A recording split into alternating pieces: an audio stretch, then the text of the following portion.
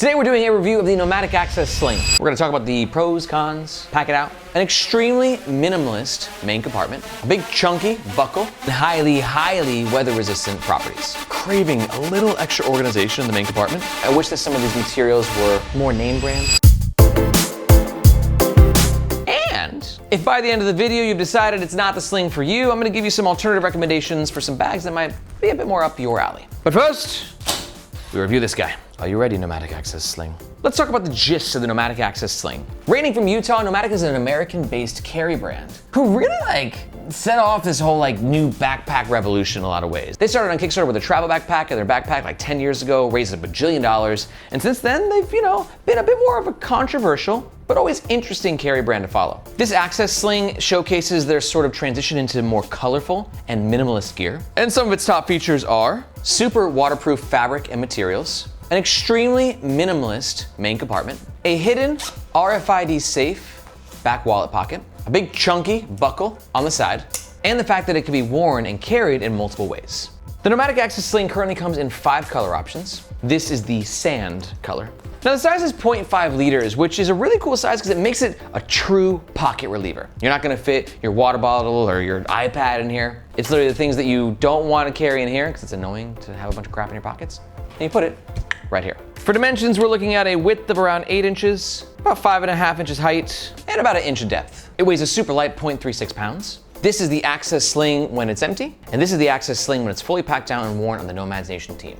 All Nomatic products are covered by the lifetime warranty against manufacturing defects. And for all that, the Nomatic Access Sling runs around $60 US, which isn't that bad. And if at any point in this review you agree with me, and you know what, Aaron, I agree, it's not that bad. In fact, it's quite good. In fact, I'm getting one right now. And you're gonna make a purchase, or you wanna find out more information, we do ask that you do so using the first link in the description below. Reason being, that link makes sure that you get the best price, and we oftentimes have discount codes. But that link also helps support the Nomads Nation YouTube channel and team so we can keep making the best darn bag reviews on the web. Thank you very much. All right, let's talk about the outside of the Nomatic Access Sling. First of all, the silhouette of this bag, very simple, a nice little curvature to it. I don't think it's too feminine or too masculine. I think it's got a nice aesthetic overall. And that aesthetic is helped by the choice of material. This material is a 1680D ballistic nylon with an N420D 5PM. 1680D ballistic nylon is a very durable and abrasion resistant material. And the 5PM is like a finish. It's the face, they call it. Not a human face, not an animal face, but just literally like a coating, right? So that's what gives the fabric its sort of rubbery, smooth, and highly weather resistant properties. Nomatic's branding might be a bit loud for some. I would appreciate it if that was black on black, but nothing a good old Sharpie can't fix, am I right? We're gonna talk about the main compartment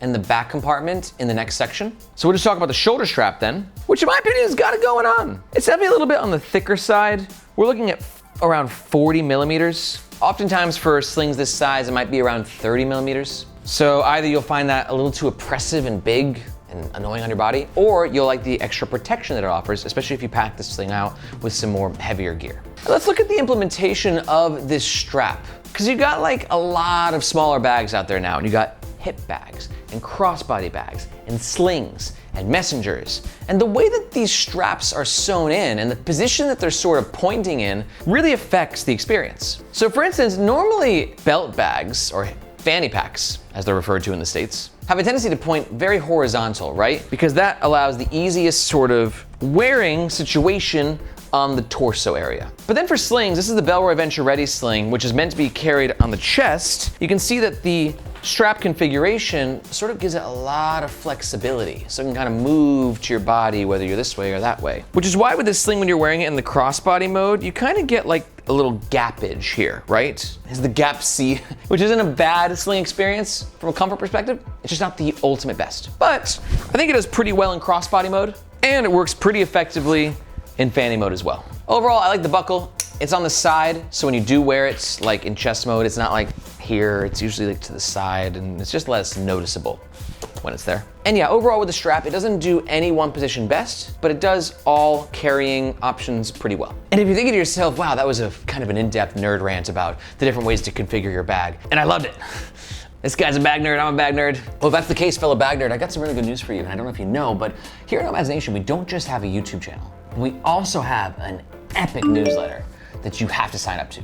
Reason being, in this awesome world of bags and the revolution that's happening, all these crazy new products and materials and fabrics that are coming out, you need somebody who's like your in the field reporter telling you about all these new releases and limited drops and collaborations. That's me. And that's what the Nomads newsletter does best. Takes you inside the carry community so you know what's happening. We try to put it out once a week and we're really proud of it. So if you want to take a look at like the insider behind the scenes of what's happening in this amazing community, be sure to look for this emoji in the description below. That'll get you to sign up to the newsletter, and I hope to see you in your inbox. All right, back to this guy. Let's talk about the inside of the Nomatic Access Sling. The main compartment is protected with a YKK. Oh wait, are you YKK? Hold on, not YKK. All right, this is one problem I always have with Nomatic, is I commend their innovation and I commend a lot of their products, but they have a tendency to skimp on materials. It's just like, I feel like at this price point, I want YKK zippers. They're the best. They're not that much more expensive. But on the flip side, the good news is that Nomatic has a pretty freaking darn good warranty. So if a zipper does break on you, they'll replace the bag. I don't know, is that like a good trade-off? Like, are you okay with non-YKK zippers with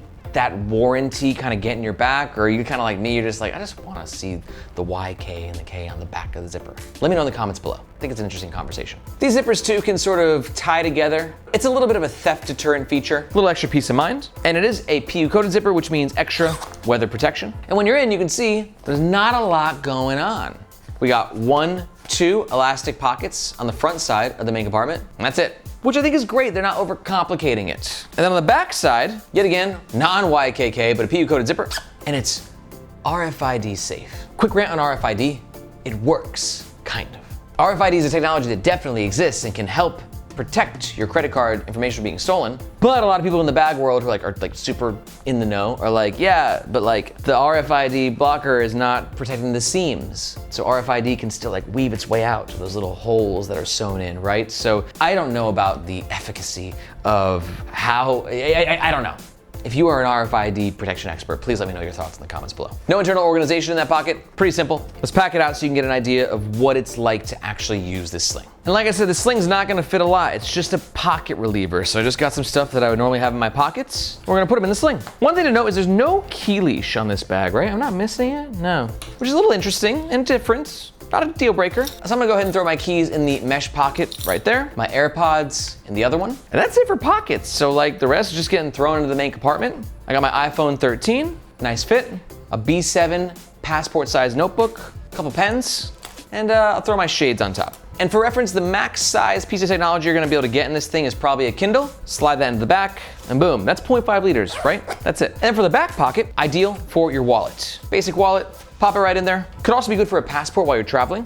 I think that this bag would be a great travel companion. You got your backpack on the back with all your clothes and packing cubes and water bottle. And then just in the front, you know, boarding pass, passport, wallet, safe potentially, with the RFID blocking, accessible right here. And looking fly in the process. And that's it. Don't overcomplicate it.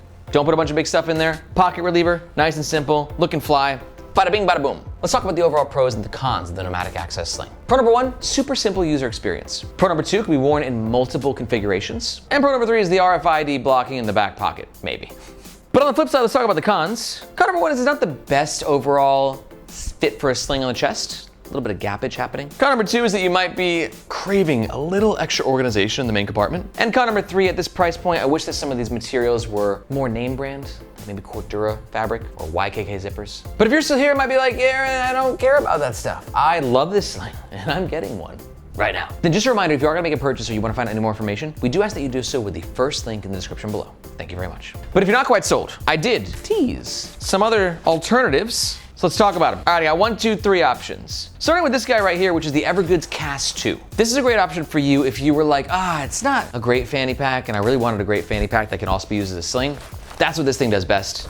Killer fanny, pretty good sling, made from an amazing company. And to learn more about the Evergoods Cast 2, we did a full review, which you can find linked in the description below. Alternative recommendation number 2 is this guy right here, which is the Bellroy Venture Ready Sling 2.5 liter. Great option for you if you're like, I don't need the crossbody or the fanny stuff. I just want the best small pocket reliever sling in the game. That's what this guy is. 2 compartments. It's a 2.5 liter as opposed to a 0.5 liter. So it's got a lot of extra space, super comfy fit. Full review is linked in the description below. And my third alternative recommendation is the Alpaca Go Sling Nano. It's a great option for you if you're like, no, I don't want the 2.5 liter or this monster thing. I want something small, but I want to see what else is on the market and, you know, give me another good sling, small sling recommendation. The Alpaca Go Sling Nano, super tiny. It packs a punch though.